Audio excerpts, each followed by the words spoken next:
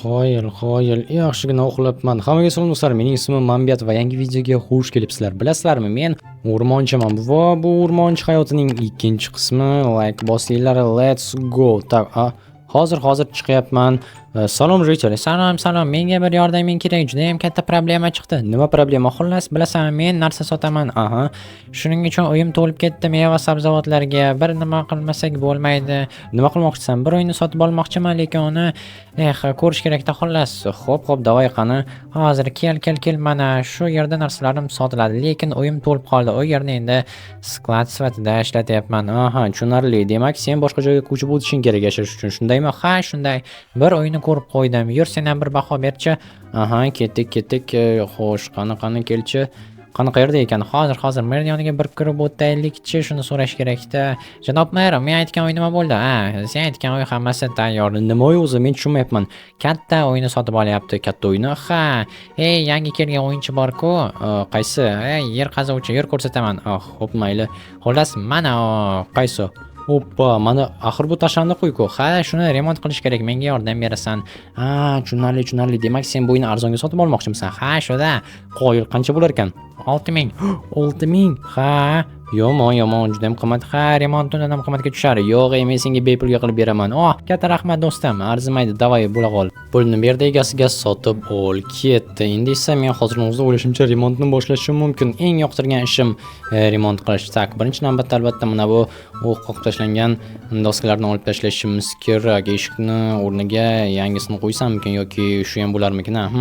Ha, mayli. Agarda qulflari bo'lsa, kalitlari joyida bo'lsa, albatta ishlatishim mumkin, lekin ko'rinishdan qimmat eshikka o'xshayapti. Hech kim shunchaki yashamagani uchun ishlayapti, yaxshi. Qoldiramiz bu eshiklarni va ichkaridan ham yaxshigina remont qilmasa bo'lmaydi. Mana buni olish kerak. Okey, endi esa buni olamiz, bunisini olamiz. Endi ichkari tarafdan bo'ldi. Endi esa tashqarisini mana burchaklarni tepalarida bo'lishi mumkin. Hamma yoqni remont qilish kerak bu yerda. Lekin uyni o'zi juda ham qimmatga olyapti. Albatta bu yerda remonti bo'lgan bo'lsa, undan ham ko'ra qimmat bo'lardi. Lekin bu uyni shunchaki bloklar boshqacha bo'lgani uchun hammasidan farq qilib turadi. Chunki bu uyni bir vaqtlar mer o'zini o'g'li uchun qurdirgandi, lekin o'g'li shunchaki shaharga ko'chib ketib qoldi. Nima ham qilardik? Bo'lib turadigan holat. Xo'sh, yaxshi. Endi esa tak, qani endi meni kerakli instrumentlarim hammasi joyida. Endi daraxtlarni olib kelamiz. Xo'sh, qanday ekan? Tak, mer, sizga bir gapim bor. Nima? Merni trolling qildim. Hozir endi butun umr o'ylab yursin nima aytmoqchi ekan deb. Qo'y. Tak, menga birinchi navbatda mana bunaqangi bloklardan bir stak bering va menda o'zimda daraxtlar bor. Faqatgina silliq polishot anjizit bersangiz bo'ladi. Oling. Katta rahmat sizga. Keyin pulni olib kelaman. Xo'p. Bo'ldi. Qolganini qaytarib beramiz. Yetgancha ishlatamiz va bo'ldi shu bilan. Yaxshiyamki qishloqda hammani taniyman, lekin hali daraxt bilan ham ishlash kerak bo'ladi. Bu esa juda ham uzoq vaqt oladi. Mayli, lekin asosiysi qo'shnim va albatta yaqin do'stim xursand bo'lsa bo'lgani. Xo'sh, endi bu yoqqa ham qo'yamiz va ajoyib mana bu yoqqa qo'yamiz. Tak, endi bu yerlarga va bo'ldi. Mana bu yerlarga ham qo'yish kerak. Yaxshi. U yangiday ko'rinishga kelyapti. Endi esa ichidan remont qilishni boshlaymiz. Mana bu tepa taraflarni ochish kerak. Tak, yaxshi. Bu yoqqa ham hozir yog'ochlarni o'rnatib chiqamiz. Xo'sh, bo'ldi. Endi esa ichkari tarafdan bir ko'ray. Bu taraf tiqilib yotibdi-yu, buzilgan bloklar bilan. Mayli. Qiziq, bu yerda necha yil odam yashamagan ekan, hayronman. Tak, mana bu yerda ham qoldi. Buni ham almashtiramiz va bo'ldi. Hamma yoqni almashtirib bo'ldim, shundaymi? Menimcha birorta ham buzilgan blok qolmasligi kerak. Asosiysi qo'shnim xursand bo'lsa bo'lgani. Bu yerni ham sindiramiz. Yaxshi.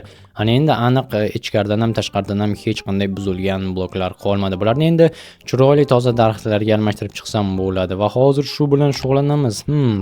Daraxtni o'rmonning ichidan olsammikin, chunki baribir ham o'zimning bazamdagi quritilgan yaxshi yog'ochlarni ishlatgim kelmayapti. Baribir ham ularning evaziga pul olmasam. Mayli do'stlar, axir bu meni o'zimning yaqin do'stim bo'lsa, nima qilaman ekonom qilib. Keyinchalik biror nima bo'ladigan bo'lsa, mendan xafa bo'lib qolishi mumkin. O'zi qayerda ekan, ko'rmayapti.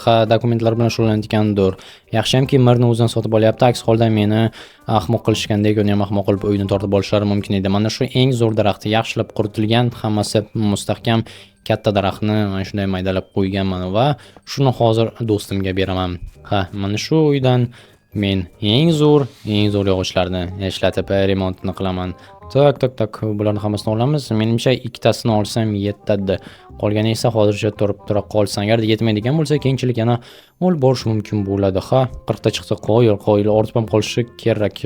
Tak, bularni endi qotirib qo'yamiz joyiga va bo'ldi, ketdik. Do'stlar, mana endi do'stim xursand bo'lishi aniq, chunki uni uyiga eng qimmat, eng zo'r yog'ochlarni qo'yib beryapman bepulga. Qolgan jitellar ham shunchaki hayron qolib hasad qilishlari qoladi xolos, chunki hech kim bunaqangi daraxtlarni bepulga ishlatmaydi. Hech kim uchun tak. Mana bu yerda ozgina qolib ketibdi-ku, xo'sh, buni hozir tuzatib qo'yishimiz kerak. Mana buni ham. Nimaga ish ko'p bo'lib qoldi? Qiziq. Tak, shoshmaslik kerak. Shoshilgan ish yaxshi tugamaydi. Xo'sh, bu yoqqa va mana bu yoqqa ham qo'yamiz. Yaxshi. Mana bo'ldi, hammasi chiroyli bo'ldi. Mana bu boshqa gap. Mana bu yerda endi bemalol do'stim yashashi mumkin bo'ladi. Xo'sh, tepasi bu yerni yopamiz va bo'lgan tepasini ko'raylikchi. Yomon emas. Bu yerda ham narsalarni saqlasa bo'ladi. O'zini tomiga ham narsalarni tiqib tashlagan bo'lsa kerak, chunki meva sabzavotlar sotadi. Xo'sh, endi yoniga borib aytishimiz mumkin, mirni oldimkin, chunki dokumentlarni qilayotgan bo'lsa, o'sha yerda bo'lishi kerak. Xo'sh, mayli, hozir yana boshqa narsalarni olib kela qol, lekin uni yoniga o'tarman. Oppa, mana o'zi. Jitel, dokumentlar nima bo'ldi? Ishlarni hozir qilyapman. Yo'q, pulni olib borib beraman va bo'ldi. Qo'yil, remont tugadi, hozir ko'raman. Xo'sh, jitel xursand bo'lishi aniq. Nihoyat o'zimning uyim bo'ladi ikkinchi. Janob Momir, mana olib keldim pullarni. 6000 mi? 6000. Olishingiz mumkin. Qoyil, tabriklayman, uy seniki. Katta rahmat. Hujjatlarni kechqurun olib ketasan. Qoyil, endi o'zimda ikkinchi uyim bor. Boshqa meva-chevalar ichida yashashimga to'g'ri kelmaydi. Do'stimga ham katta rahmat, chunki uyimni remont qilib berdi, zo'r qilib. Xo'sh, mebelchi. Olib keldingizmi men aytgan narsalardan? Hammasi shu yerda bor. Xo'sh. Keyinroq olarman gaz plita. Hozir menga shkaflar kerak bo'ladi, chunki birinchi borib ko'chib o'tib yashashga shular kifoya.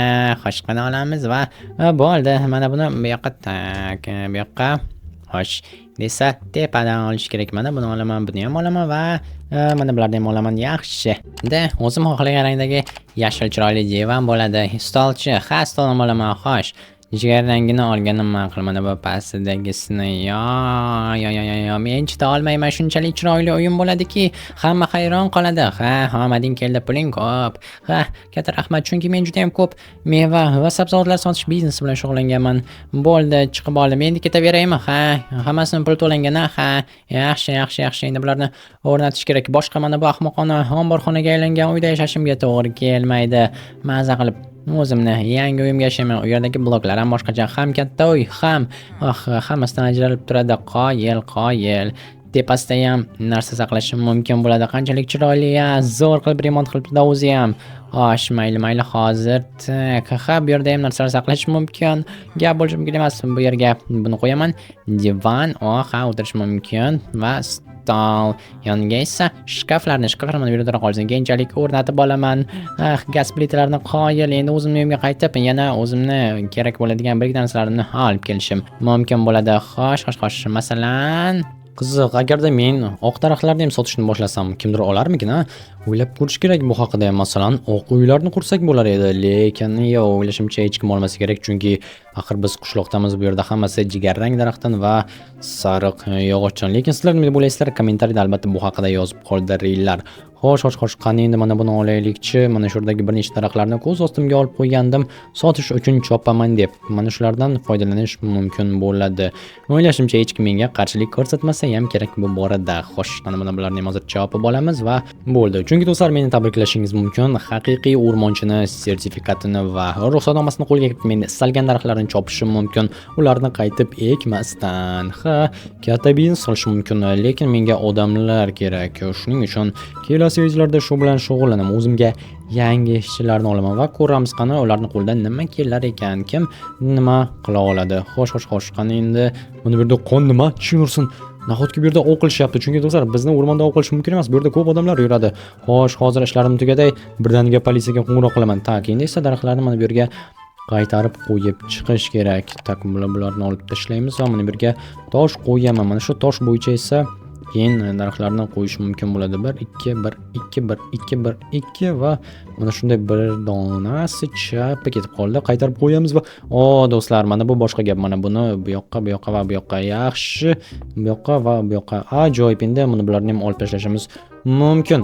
Qoyil, mana endi bemalol bularni sotamiz va qolgan daraxtlarni bu yerlarga qo'ygan ma'qul va mana bu relslarni boshqa joyga qo'ymasam bo'lmaydi, chunki boshidan ushlab turibdi, lekin mana bu o'rta tarafdan yo'qqani mana va mana tak yetmay qoldi.